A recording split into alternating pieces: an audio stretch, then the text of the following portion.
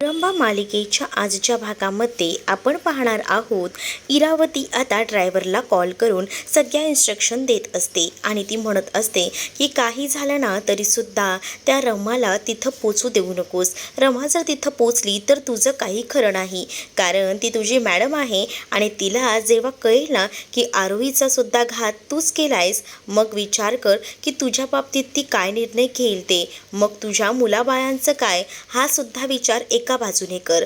Rama Rama madam येत आहेत. हे ऐकल्यानंतर इकडे रमाचं नाव घेतल्यावर इकडे मात्र आता पार्वती आजीला कळतं की रमा येणार आहे आणि त्यामुळेच आता पार्वती आजी ज्या आहेत त्या मात्र आता खूपच जास्त शॉक झालेल्या असतात आणि त्यामुळे आता पार्वती आजींना समजतं की रमा येत आहे. पण रमा येते हे जेव्हा गोष्ट आता कळलेली असते ना, तेव्हा आता खूपच जास्त पटकन ही धावपळ करायची वेळ आता आलेली असते, कारण पटकनच धावपळ करून पोचायचं असतं आणि ते म्हणजे काही झालं तरी योग्य त्या ठिकाणावर.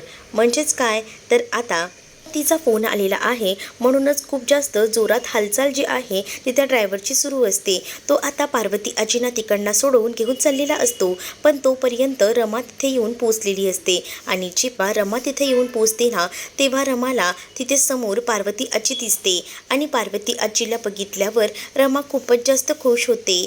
तर पार्वती आजी देखील जाऊन रमाला घट्ट अशी मिठी मारणार. तर इकडे मात्र आता काही झालं तरीसुद्धा त्या माणसाकडनं आधी पार्वती आजीची सुटका ही रमाला करायची असते आणि त्यासाठी रमाची खूप जास्त हालचाल सुरू असते. तर तो ड्रायव्हर जो आहे त्याला बघूनच आता कळून चुकलेलं असतं की आरोहीचा घातपातसुद्धा याच व्यक्तीने केला आहे आणि त्यामुळेच आता रमा खूप जास्त त्याच्यावर चिडलेली असते आणि म्हणत असते की आज माझ्या आरोहीची जी काही अवस्था होती झाली ती तुझ्यामुळे झाली आणि आज पार्वती आजींनासुद्धा बांधून तू इथं ठेवलेला आहेस, मी आता तुला सोडत नसते. आणि असं बोलूनच आता ती मारायला पुढे येते. तर तो देखील आता तिला 4 हात करून मारायचा प्रयत्न करू लागतो. म्हणजेच काय तर तिला जोरात तिकडे ढकलतो, जेणेकरून तिला ढकलून आपल्याला पार्वती आजीला इकडनं घेऊन जाता येईल, हाच त्या ड्रायव्हरचा मुख्य हेतू असतो. तर त्याने एका कोपऱ्यात ना रमाला ढकलून दिलेलं असतं आणि तो आता लगेच या सख्याबद्दल कॉल करून सांगू लागतो आणि तो इरावतीला म्हणतो की मॅडम आपलं काम झालं आहे, तिला तर मी गायब केलेली आहे, मग आता या म्हातारीला घेऊन मी इकडनं सटकतो, असं देखील तो सांगू लागतो. तर दुसरीकडे मात्र आता पार्वती आजी तिथेच बांधली गेलेली असते आणि तिकडे आता पार्वती आजीला बघून इरावतीला जास्त आनंद होतो, कारण इरावतीने जे काही प्लॅनिंग केलेलं असतं ते कुठेतरी सक्सेस होतंय असंच तिला वाटत असतं आणि म्हणूनच ती आता येऊन म्हणू लागते की त्या तुझ्या सुने मला काय वाटलं की या सगळ्यातून ती तुझी सुटका करेल, तर नाही, माझ्या तावडीत जो एखादा व्यक्ती सापडला ना त्याची अशी सुटका होऊ शकत नाही. तुझ्या रमा अक्षयला मी असंच वेगळं केलं आहे का? मी विचार करून हे सगळे निर्णय घेतलेले आहेत आणि त्यामुळेच तर मी तेव्हा कुठे जाऊन यशस्वी झाली. तुम्हाला त्यांना असं वाटत असेल की मला काहीच गोष्टी कळत नाहीत ना, पण मला सगळ्या गोष्टी कळतात. त्या दोघांनाही वेगळं करण्यासाठी मी बरेच पापड बेललेले आहेत आणि त्यात मला यशही आलं. त्या दोघांना वेगळं केलं, त्यानंतर दोघंही वेगळे झाल्यानंतर मी सगळा डाव माझ्यावरच पलटत होते, पण काही झालं तरीसुद्धा मला सगळ्यांचीच वाट लावायचे, कारण एक एक करून प्रत्येकाला कसं माझ्या तावडीत नाचवायचं हे मी तर ठरवलेलं होतं. अक्षयला तर मी माझ्या तालावर नाचवतच होते. नंतर राहिली अर्ताला तर इतकं टॉर्चर केलं होतं की अर्ता जे काही काम सांगेल ते सगळं काम करत होते. दुसरीकडे पार्थ आणि तारा यांना तर इतकं मी व्यसन लावलं ना की ते इतके काही ते बाहेरचं खाणं आणि त्याचसोबत त्या गेम्समध्ये आहारी गेलेत ना, तर त्यांचंसुद्धा थोडे दिवसांनी तसंच होणार आहे. मग काय राहिली आरोहीचंसुद्धा मी असंच करणार आहे, कारण सगळं काही माझ्या हुकुमाच्या सगळ्या गोष्टी घडणार आहेत आणि त्याचसोबत ती म्हणून लागते की मी हे तर काहीच नाही, पुढचं प्लॅनिंग देखील एकदम जबरदस्त केलेलं आहे, कारण त्या घरची माझ्या वाटणीचीच मालकीण बनणार आहे, ती म्हणजे अक्षयची बायको मालविका. तीच राणी या घरची होणार आहे आणि ते सुद्धा ती माझ्या म्हणण्याप्रमाणे चालणार. राहिला प्रश्न त्या सीमाचा, सीमाला तर आधीच डोक्याला वेड लागलेला आहे आणि तिला गोळ्या देऊन मी अजूनच वेडं करणार आहे असं देखील आता म्हटलं जात असतं आणि या सगळ्या गोष्टी इकडे मात्र आता ऐकल्या जात असतात. तर दुसरीकडे मात्र आता या सगळ्या गोष्टी ऐकून बिचारी पार्वती आजी घेत असते. पण दुसरीकडे मात्र आता इरावती सगळ्या गोष्टींची कबुली आता देऊ लागत असते आणि म्हणत असते की मी एक एक गोष्ट चांगलीच लक्षात ठेवली आहे, कारण आतापर्यंत मला जो काही त्रास झाला ना त्या सगळ्या गोष्टींचा बदला मी अशा पद्धतीने घेतला आहे, असं देखील ती आता रागारागात म्हणत असते. पण मी जे काही केलं त्यात मी यशस्वी झाले, असं देखील ती आता म्हणू लागते. खरं तर ना पार्वती आजीच्या वेशात इथे बसणारी ही रमा असते, पण हे काही आता इकडे असणाऱ्या या इरावतीला माहिती नसतं. इरावतीला असंच वाटत असतं की ही पार्वती आजीच आहे आणि तिनं जे काही म्हटलेलं असतं ना ते सगळं काही रेकॉर्ड रमाने आपल्या मोबाईलमध्ये तर केलेलंच असतं. दुसरीकडे मात्र आता इरावती हसत हसत आता लगेचच त्या पार्वती आजीला पेढा भरवायला जाते, कारण तिला इतका आनंद झालेला असतो ना की सगळ्या गोष्टी आपल्या मनासारख्या झाल्या आहेत असाच ती आता विचार करत असते. आणि म्हणूनच तर ती आता गुपचूपपणे तिच्या तोंडात पेढा भरवायला जाते. आणि काय, पेढा भरवायला गेल्यानंतर जेव्हा ती तोंड बघते ना तेव्हा मात्र तिथं रमा असते. आणि रमाला बघून आता खूपच जास्त भीती जी आहे ती आता वाटायला लागलेली असते, ती म्हणजे आता इरावतीला. पण रमाने जे काही प्लॅनिंग केलेलं असतं ना, म्हणजेच पार्वती आजीच्या वेशात तिथं बसायचं, आणि त्यामुळेच आता ते प्लॅनिंग रमाचं सक्सेस झालेलं असतं. आणि या सगळ्यामध्ये पार्वती आजींचा सुद्धा विशेष हात असतो. म्हणजे ज्या वेळेला त्या ड्रायव्हरने सांगितलेलं असतं की मी हिचा तर सोक्षमोक्ष लावलाय, आता या म्हातारीचाही लावतो, त्यावेळेला पार्वती आजीने कशीबशी स्वतःची सुटका तर करून घेतलेली होती आणि सोबतच त्या चांगलंच ड्रायव्हरच्या डोक्यात बांबू घातला होता आणि त्यामुळे तो ड्रायव्हर तिथेच पडलेला होता. तर या सगळ्याचा फायदा रमासाठी चांगला होतो. रमाला जाऊन आता पार्वती आजी मिठी मारते आणि पार्वती आजीला तर रमा म्हणत असते की पार्वती आजी आता आपल्याला जास्त वेळ इथे थांबता येणार नाही, तुम्ही पहिल्यांदा इकडनं जा, मी माझं काही ते योग्य ते बघते. आणि असं बोलूनच आता पार्वती आजीला रमा बाहेर उभ्या असलेल्या तिच्या गाडीमध्ये बसवते, कारण लवकरात लवकर तिला इथून बाहेरसुद्धा काढायचं असतं आणि त्याचसाठी तिचे प्रयत्न असतात. ती लगेच जाऊन तिला गाडीत बसवते आणि स्वतः ती पार्वती आजीचं वेषांतर करते आणि इथे येऊन पुन्हा एकदा खुर्चीवर बसते. आणि इकडे आता जेव्हा इरावतीनं सगळा कारनामा तिचा पाडा जो काही वाचलेला असतो ना तो मोबाईलमध्ये रेकॉर्ड करण्याचं काम रमाने उत्तमपणे निभावलेलं असतं. रमा आता म्हणत असते की आता तुमची सुटका कशी होते ना हे मलासुद्धा पाहायचं आहे. सगळ्या काही गोष्टी स्वतःच्या तोंडून तुम्ही कबूल केलेल्या आहेत आणि आता ही रेकॉर्डिंग मला अक्षयला दाखवणं सोपं पडेल ना.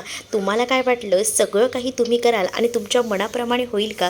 तर हा तुमचा गैरसमज आहे, कारण मला माहिती आहे ना मी जर एखादी गोष्ट ठरवली ना तर त्या सगळ्या गोष्टी मी शक्य करत असते. येत्या 7 वर्षामध्ये जो काही मला माझ्या मुलीला त्रास झाला आहे ना तो मी कधीही विसरणार नाही आणि त्यामुळेच मी तर या सगळ्या गोष्टीचा बदला घ्यायचा ठरवलं आहे. आणि तुम्हाला काय वाटतं या सगळ्या काही गोष्टी तुमच्या म्हणण्याप्रमाणे व्यवस्थितरित्या होत आहेत? तर हा तुमचा गैरसमज होता. तुम्हाला वाटत होतं की सगळं काही आतापर्यंत चाललं आहे ते सगळं काही तुमच्या मदतीने, पण तो जरी ड्रायव्हर तुमचा असला तरीसुद्धा मुलगी माझी आहे. आरोहीने तुम्हाला कसं वेड्यात काढून तो नंबर मिळवला ना ड्रायव्हरचा, तसंच आम्ही ही उत्तम कामगिरी करून हे लोकेशनसुद्धा शोधून काढलं. मग काय पेढा खायचा आहे का, असं बोलून ती त्याच्या तोंडात कोंबून आता तो पेढा भरवू लागते. पण आता इरावतीला हे सगळं ऐकूनच खूप मोठा धक्का बसलेला असतो. इरावतीला आता टेन्शन आलेलं असतं आणि तिला कळतच नसतं की आता काय करावं. मात्र आता रमाने अचूक निशाणा साधलेला असतो आणि इरावतीचा चांगलाच बँड वाजवलेला असतो. त्यामुळे आता इरावती खूप जास्त घाबरलेली असते. आणि दुसरीकडे मात्र आता रमा तिला चांगलीच खुर्चीवर बसून त्यात तिचा निकाल घेत असते आणि तिला म्हणत असते की तुला काय वाटलं या 7 वर्षामध्ये तू जे काही करशील त्या सगळ्या कामामध्ये तू जिंकशील, तर हा तुझा गैरसमज आहे. आणि आता बघ तुझी मी कशी वाट लावते ते, कारण प्रत्येक गोष्टी आहेत ना मी एकदम व्यवस्थितपणे आता माझ्या मोबाईलमध्ये रेकॉर्ड केलेत आणि एकदा का मी हे सगळं रेकॉर्डिंग ना माझ्या अक्षयला दाखवलं ना की सगळं काही माझ्या बाजूनेच येईल. म्हणजे काय, तर मला माहिती आहे ना कशा गोष्टी कशा पद्धतीने करायच्या. इतके दिवस तू तुझ्या पद्धतीने हा डाव खेळत होती, पण आता हा डाव मी माझ्या पद्धतीने कसा रंगवते ना हे फक्त तू बघतच बस, असं देखील आता ती म्हणू लागते. आणि जेव्हा या सगळ्या गोष्टींबद्दल आता बोलू लागते ना रमा, तेव्हा मात्र आता खूप मोठा धक्का जो काही आहे तो आता बसलेला असतो. तो म्हणजे आता इरावतीला समजून गेलेलं असतं की आता आपलं काहीच राहिलेलं नाही. म्हणजेच आता रमाने जी काही कामगिरी केलेली आहे त्यामुळे इरावती ही खूप जास्त घाबरलेली असते. कारण आता रमाकडे पुरावाही असतो आणि तो पुरावाच रमा अक्षयला दाखवल्याबरोबर आता इकडे असणाऱ्या या इरावतीची काय वाट लागू शकते हे तर आता इरावतीला कळलेलं असतं. त्यामुळे इरावती खूपच जास्त रडत असते. तर रमा म्हणत तुला असं वाटत असेल की सगळं काही तूच जिंकलेली आहेस, पण हा तुझा गैरसमज आहे.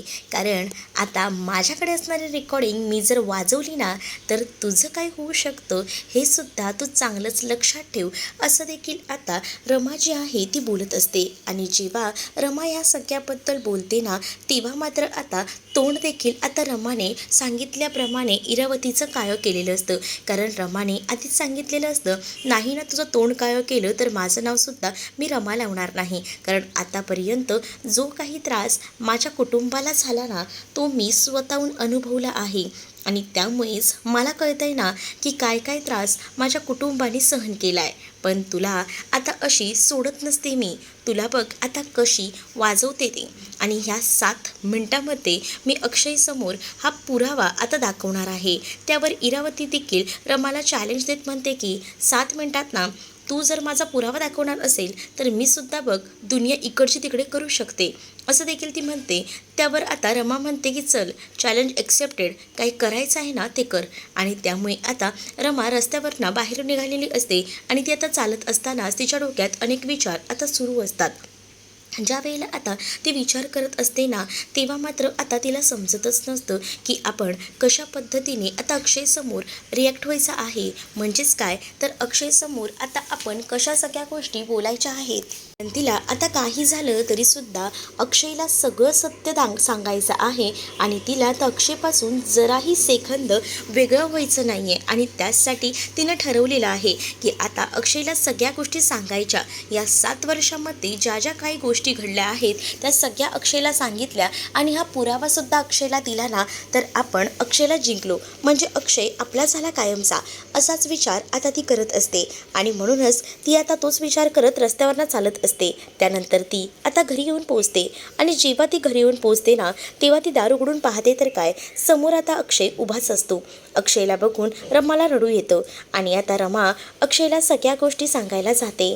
आणि ती अक्षयला म्हणत असते की अक्षय, मला सगळं काही तुम्हाला सांगायचं आहे. येत्या 7 वर्षात आपल्या आयुष्यात जे जे काही घडलं त्याला सर्वस्वी जबाबदार कोण आहे या सगळ्याचे पुरावे माझ्याकडे आहेत.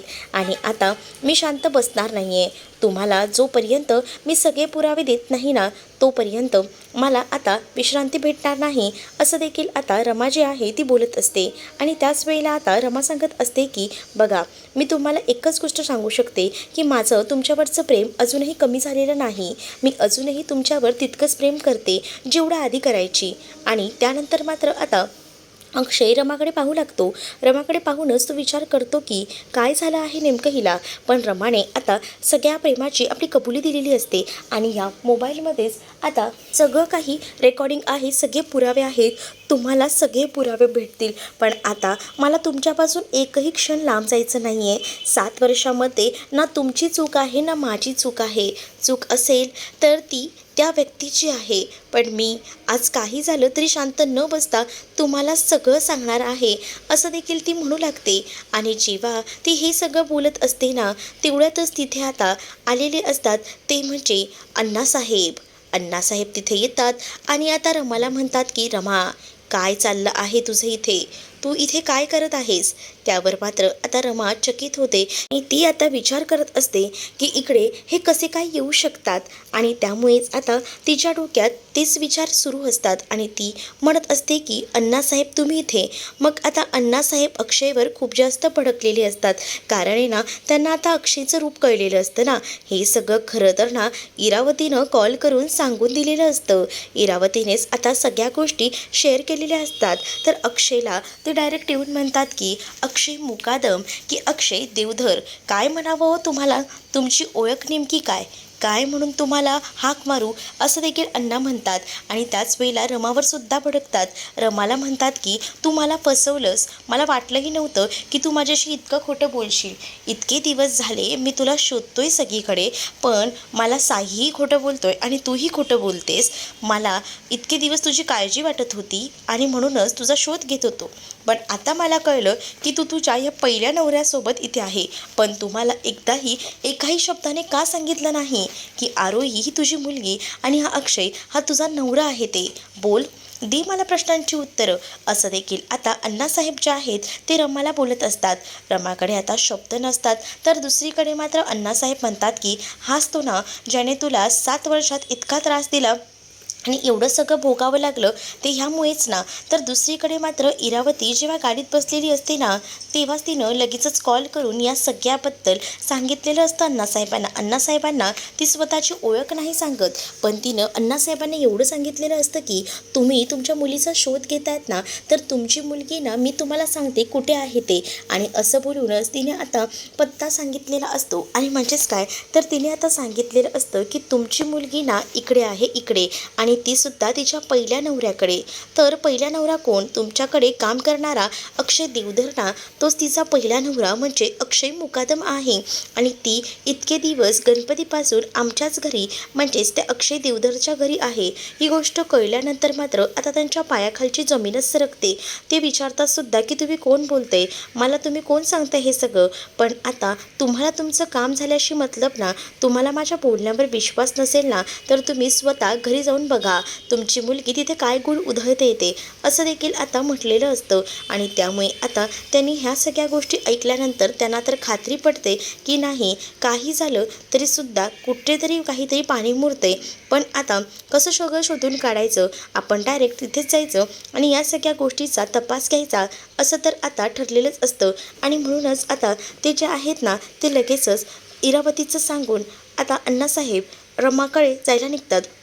तिथे ऑलरेडी रमा जी आहे ती सगळं सत्य सांगायला गेलेली असते। म्हणजेच काय, रमा जी आहे ती आता तिथे जाऊन अक्षयला व्हिडिओ दाखवायला गेलेली असते। तिच्याकडे सगळे पुरावे असतात आणि त्यामुळेच आता इरावतीने ठरवलेलं असतं की इतक्या लवकर आपण हार मानायची नाही आणि म्हणूनच तिने ही गुगली टाकलेली असते। आणि जेव्हा ती अशी गुगली टाकते ना, तेव्हा मात्र आता इरावती सगळे तर या सगळ्याची मजा बाहेर उभं राहून घेत असते, कारण इरावतीला तर या सगळ्याचा आनंद वाटत असतो। तर दुसरीकडे मात्र आता इरावती हे सगळं बाहेर उभं राहून ऐकत असताना ती आता आतमध्ये येते आणि ती आता म्हणू लागते की तुम्हाला काय वाटतं, सगळ्या काही गोष्टी तुमच्या मनाप्रमाणे होतील का?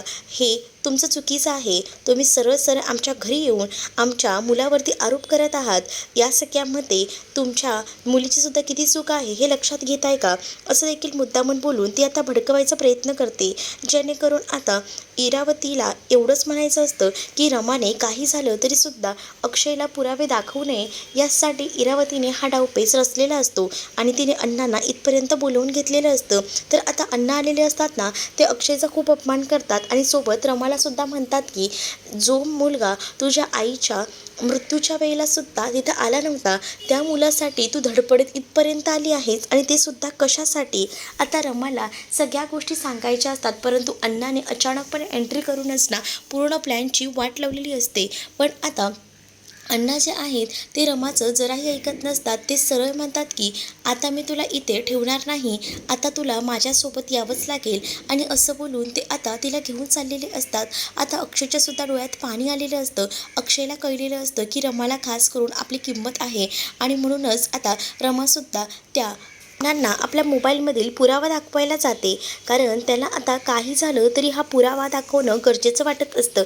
आणि म्हणूनच ती आता आपल्या मोबाईलमधला पुरावा दाखवायला जाते, तर इरावती खूप जास्त घाबरते। आता नेमकं काय मालिकेत घडेल हे पाहणं इंटरेस्टिंग असणार आहे।